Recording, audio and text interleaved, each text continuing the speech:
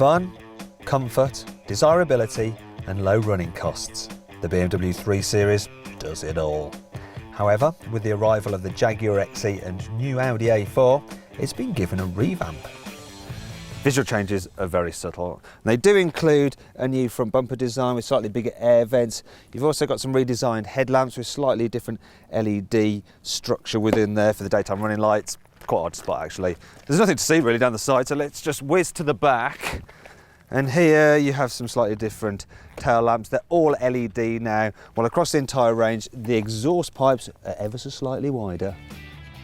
Inside, even less has changed. There's now some black gloss trim on the dash and yeah, well, that's about it. Actually, no it's not, because down here you've got this new cover for the cup holders. It's amazing, wow.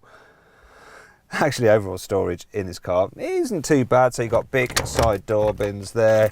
The glove box is a reasonable size. It's actually full of junk right now. Under the central armrest, there's enough room for an emergency can of energy drink. And there's another little useful storage place just here, down by the steering wheel, for a spoon. The 3 Series also has a reasonable sized boot which matches that of its key German competitors, and the wide opening makes it easy to load. There's enough space for adults in the back here too. This seat is my usual driving position and I've got lots of knee room, and even if I sit up dead straight I've still just about got enough headroom. For reference, I'm 179 centimetres tall. Now if you look down here you'll notice there's this big hump. That's to make room for the prop shaft to send power to the rear wheels. Obviously this is a rear wheel drive car, though now you can get BMWs with all wheel drive as well. But what this means is that, yeah, it's not going to be very good to carry 3 abreast in the back of this 3 Series. But it's the same story with all of this car's rivals. And overall, this is about as good as it gets in this class for rear passengers. The BMW also has the best infotainment system.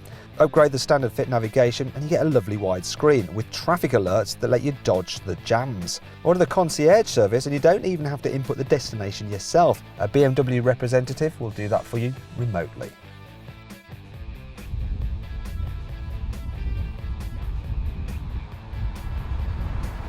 So far, this new BMW 3 Series seems rather like the old BMW 3 Series.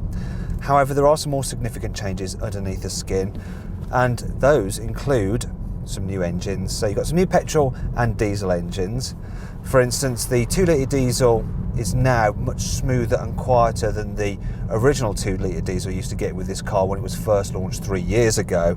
Still, it's not the smoothest and quietest 2-litre diesel out there, but it is a lot better. Plus, it's very quick. 0 to 60, you're talking just over 7 seconds, yet BMW claims it will do 67 miles per gallon. BMW has also tweaked the 3 Series steering and suspension to make it even better to drive than before. And yes, it still leads the field in this respect. Now, I should point out that this car has the M Sport adaptive suspension. It's a £750 option, but it's well worth having because it makes this car capable of doing everything. So if you want to just waft about, you put it into comfort mode and it has a suspension nice and soft, and you just cruise around. It's all very comfy. But then when you want to make the most of this sharp steering and the rear wheel drive chassis, you put it into sports mode and it tightens everything up, sharpens the throttle response as well, and then you can have some fun. Really, the 3 Series can be all things to all men. A fun car on a winding road and a relaxing and quiet cruiser on the motorway. It's also easy to drive in town too, thanks to impressive visibility. So I'll demonstrate now with a Carbuyer head cam test. So then, the view out the front. Yep, that's good. View out the side and over my shoulder. Yeah, that's good as well.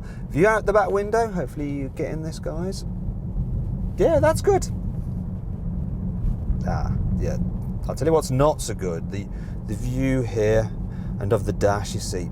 Yeah, it was all right 3 years ago, but now it's starting to feel a little bit dated, especially compared to the very swish dash you have in the Mercedes C-Class. Another issue is that BMW has downsized its entry-level petrol engine to use the 1.5-litre 3-cylinder turbo from the Mini. Personally, I'm not a big fan of 3-cylinder turbo petrols because they seem to run quite rough and they make this weird sound like, I don't know, like they're blowing the exhaust or something. To be fair, the one in this car is better than most, but you still get the odd vibration through the gear shifter and through the pedals, plus the exhaust note just doesn't sound quite right. And really, BMW petrols should be smooth, even on the entry-level car. Now obviously BMW have downsized this engine for improved economy, and it's supposed to do over 50 miles per gallon, but if I look down at my trip computer, yeah, we're doing 37 miles per gallon, and that's with quite a lot of motorway miles as well, so not sure it was worth downsizing. Another minor gripe I have is with the manual model. You see, the gear shift's all right, but your pedals are offset slightly to the right, so you feel a bit twisted behind the wheel. If you can afford it, upgrade to the 8-speed auto, because it's brilliant and you don't have that problem. And that brings us on to the biggest problem with the 3 Series. To get the car you want, you have to spend quite a bit on extras. Even fold-down rear seats aren't standard, and that's why this entry-level 318i I'm driving actually costs a lot more than you'd imagine. However, all those problems I just listed, they're only minor really. And following the revamp, this BMW 3 Series is still the car that can be all things to all men. But if you're considering one of these, you should also look at some of its rivals, such as the Mercedes C-Class by clicking down here, and the Jaguar XE by clicking down here. If you click up there, you can watch our very latest video review, and please click on our logo to subscribe to our channel. And if you're watching on mobile, click the links below the video, as they do exactly the same thing.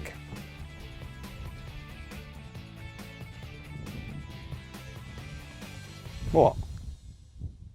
Totally normal.